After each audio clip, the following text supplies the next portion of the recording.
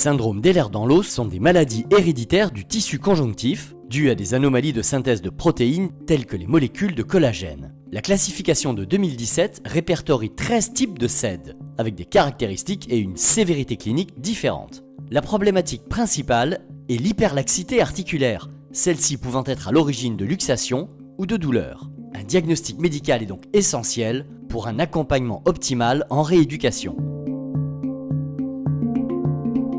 La rééducation a un effet avant tout antalgique, proprioceptif et de renforcement musculaire profond et de l'ensemble des articulations.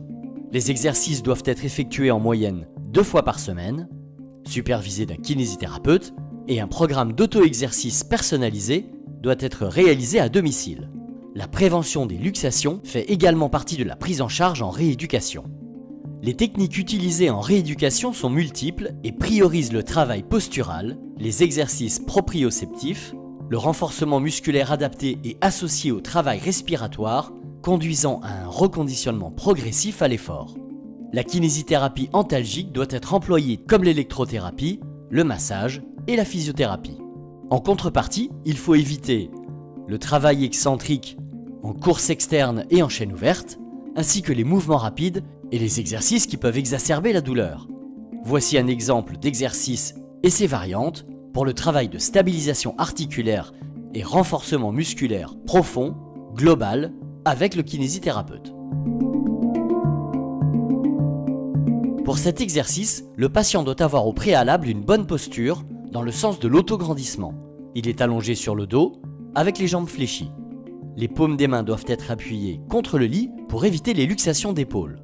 La consigne est de maintenir cette position en isométrique pendant que le kinésithérapeute applique une résistance adaptée sur la face interne du genou droit et externe du genou gauche. Après quelques secondes de maintien, le rééducateur change alternativement de position des mains, déclenchant des contractions statiques antagonistes sans laisser au sujet la possibilité de se relâcher entre les contractions.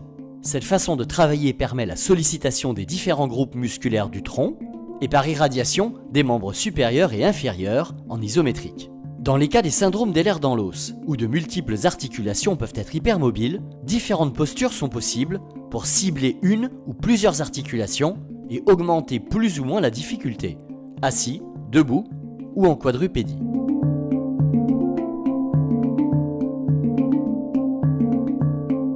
La réalisation des séances en balnéothérapie a 2 objectifs.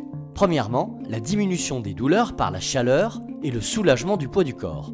Deuxièmement, le contrôle des mouvements articulaires par la stimulation des récepteurs sensoriels et proprioceptifs. La marche dans l'eau et des exercices de faible amplitude sont priorisés. Placez-vous face au mur. Vos bras sont tendus devant vous. La hauteur de la main et la position du poignet varient en fonction du secteur non luxant. Corrigez la position de vos coudes et de vos poignets en amplitude non douloureuse. Lors de l'exercice, pensez à rentrer le ventre et à vous autograndir en baissant les épaules et en rentrant le menton. Effectuez une pression contre le mur le temps de l'expiration.